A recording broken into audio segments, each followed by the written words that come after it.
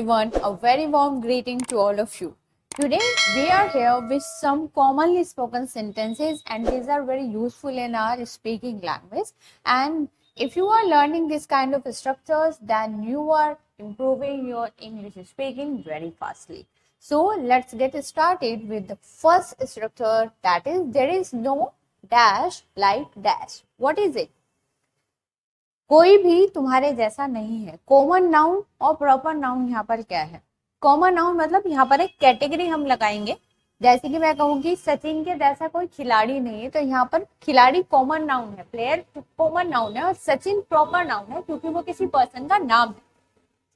Person name, किसी वस्तु के नाम या जगह के नाम को आप प्रॉपर नाउन में ले सकते हैं. तो यहाँ पर अगर मुझे कहना है सचिन के जैसा कोई और खिलाड़ी नहीं है, then I can say there is no player. यहाँ पर मैं कॉमन नाउन को ले रही हूँ. There is no player like Sachin. And the next sentence, अगर मुझे कहना है सोनू निगम जी जैसा कोई दूसरा गायक नहीं है, then there is no singer like Sonu Nigam, है ना. और अब मुझे कहना है कि मोदी जी जैसा कोई दूसरा प्रधानमंत्री नहीं है. There is no PM like mister Modi.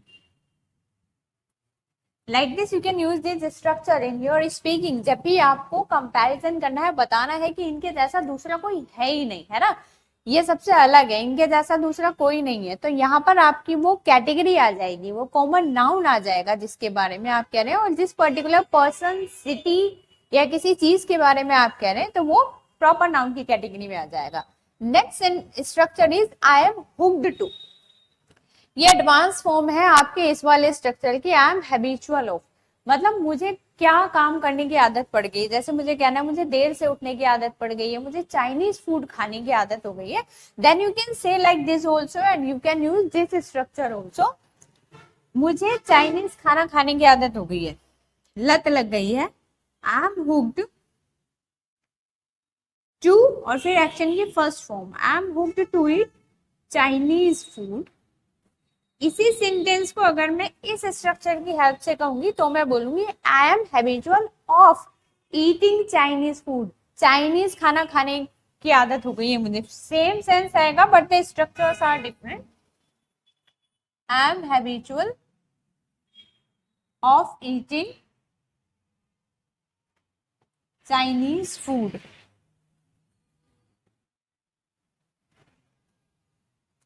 And the second one is मुझे रात को मूवी देखने की आदत हो गई है. I am hooked to watch movie late night. And same sentence को मैं ऐसे भी बोल सकती हूँ, I am habitual of watching movies. I am habitual of watching movies late night, है ना. और अगर मैं कहूं अरे उसे तो बहाने बनाने की आदत हो गई है, देन ये चीज आप सिचुएशन के हिसाब से चेंज कर सकते हैं because we are learning language. There is not any fixed structure for all the situation. You need to change the subject and helping verb as per the situation. Situation के हिसाब से आपको बोलना सीखना पड़ता है. अभी मैं अपने लिए कह रही हूँ तो मैं आई एम यूज कर रही हूँ, but if I will say it for third person, he, she, Ramesh, Rahul, whatever is, यहाँ पर आप चेंज कर सकते हैं. He is hooked, उसे आदत हो गई है, वो आदी हो गया है. He is hooked to make excuses. And same sentence को हम ऐसे भी बोल सकते हैं, he is habitual of making excuses. वो एक्सक्यूजेस बनाने का आदी हो गया है, आदत हो गई उसे. And the next structure is he is after. यहाँ पर थिंग, यानी कि अगर आप किसी चीज का नाम डायरेक्ट लेना चाहते हैं कि वो उस चीज के पीछे पड़ा हुआ है, यहाँ पर आफ्टर का सेंस बाद में नहीं, यहाँ पर आफ्टर का सेंस है किसी चीज के पीछे पड़ जाना, किसी चीज के पीछे पागल हो जाना बिल्कुल। ही इज आफ्टर मनी, वो पैसे के पीछे है, he is after money. Again you can change this subject as per the situation. यहाँ पर कोई लड़की भी हो सकती है, then you will use she. यहाँ पर किसी का नाम भी हो सकता है, राहुल इज आफ्टर मनी, ठीक है। एंड हेयर या सेकेंड सेंटेंस में एक्शन को ऐड कर दिया गया है। कई बार हम कुछ काम करने के पीछे पड़े रहते हैं, जैसे कि मैं बोलूँ कि ही is after learning English, I am after learning English, मैं इंग्लिश सीखने के पीछे लगी हुई हूँ, इंग्लिश सीखने के पीछे पड़ी हुई हूँ। I M after learning English. For example you can से Rohit is after playing cricket, Rohit cricket खेलने के पीछे पड़ा रहता है। Like this you can use these spoken structures in your speaking. Our next structure is sentence plus half-heartedly plus object. The main motive is to learn the use of half-heartedly here. half-heartedly का sense होता है कि आधे अधूरे मन से, बिना मन के, जब आपका मन नहीं है किसी काम को करने का और आप उस काम को कर रहे हैं बेमन से, आधे अधूरे मन से, तो इसको हम यूज करते हैं स्पीकिंग में थोड़ा नेचुरल सेंस लाने के लिए। जो भी आपका सेंटेंस है, या तो आप इसको सब्जेक्ट के तुरंत बाद यूज कर सकते हैं, या तो आप इसको सब्जेक्ट के तुरंत बाद यूज करते हैं, या फिर अपना सेंटेंस बोलकर उसके बाद लास्ट में आप इसको यूज कर सकते हैं। अब हम देखते हैं इसका use. He helped me half heartedly, उसने आधे अधूरे मन से मेरी मदद की थी। Renu half heartedly gave me loan, यहाँ पर मैंने सब्जेक्ट के तुरंत बाद इसको यूज किया है। Renu half heartedly gave me loan, Renu ने आधे अधूरे मन से मुझे लोन दिया था, ठीक है। या फिर आप हाफ हार्टेडली को बिल्कुल लास्ट में बोलेंगे, Renu gave me loan half heartedly. She listened to me half heartedly, उसने मुझे सुना लेकिन बेमन से सुना। Next structure is subject plus helping verb plus deliberately knowingly. Deliberately and knowingly का सेंस होता है जो काम आपने इंटेंशनली किया है, जानबूझकर आपका इरादा था वैसा काम करने का, जानते हुए, सब कुछ जानते बूझते हुए आपने वो काम किया है। तो यहाँ पर सबसे पहले आपका सब्जेक्ट आता है, फिर helping verb. Actually sentence depend करता है टेंस के ऊपर कि आप कौन से टेंस का सेंटेंस बोल रहे हैं, बट हमें ये जानना है कि डेलिबरेटली और नोइंगली का यूज हम क्या करते हैं। या तो आप इसको हेल्पिंग वर्ब के बाद यूज करेंगे, या फिर शुरू में ही आप इसको यूज कर सकते हैं। श्री नोइंगली ट्रैप्ड मी, श्री यहाँ पर कोई लड़की का नाम है, उस यहाँ पर कहा जा रहा है श्री नोइंगली ट्रैप्ड मी, श्री ने जानबूझकर मुझे फंसाया था।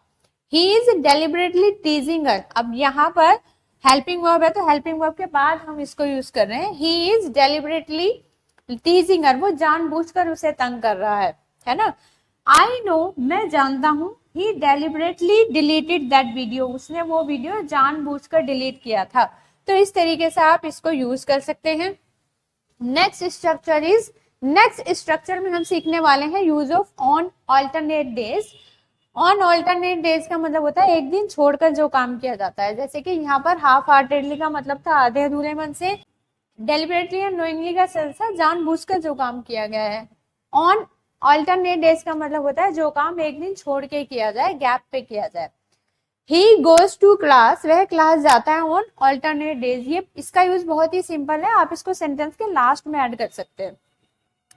ही goes to class on alternate days, वो एक दिन छोड़कर क्लास जाता है। I wash my dress on alternate days, मैं अपनी ड्रेस एक दिन छोड़कर धोती हूँ। You do yoga on alternate days, तुम एक दिन छोड़कर योगा करते हो। Next structure is as well as. As well as हम जब यूज करते हैं जब हम दो एक्शन साथ ही साथ कर लेते हैं या दो चीजों के बारे में एक साथ बात कर रहे हैं, इसका सेंस होता है साथ ही साथ। फॉर एग्जाम्पल, पहले आप अपना सेंटेंस लेंगे, उसके बाद एज वेल एज, और उसके बाद अगर आप किसी चीज का नाम बता रहे हैं तो वो नाउन की कैटेगरी में आ जाता है, या फिर आप प्रोनाउन यूज कर रहे हैं हिम हर लाइक दिस, तो वो प्रोनाउन की कैटेगरी में आएगा। आई विल ईट फ्रीटर, मैं पकोड़े खाऊंगा, एज वेल एज टी, साथ में चाय भी लूंगा। इसका मतलब ये नहीं है कि मैं पकोड़े खाऊंगा साथ साथ चाय भी खाऊंगा, नो। इसका सेंस है कि मैं पकोड़े खाऊंगा लेकिन साथ ही साथ चाय भी लूंगा मैं। I will eat fritter as well as tea. He is honest, वो ईमानदार है, as well as hard working, साथ साथ मेहनती भी है। आई नो इंग्लिश, मैं इंग्लिश जानता हूँ, एज वेल एज फ्रेंच, मैं इंग्लिश तो जानता हूँ साथ ही साथ फ्रेंच भी जानता हूँ।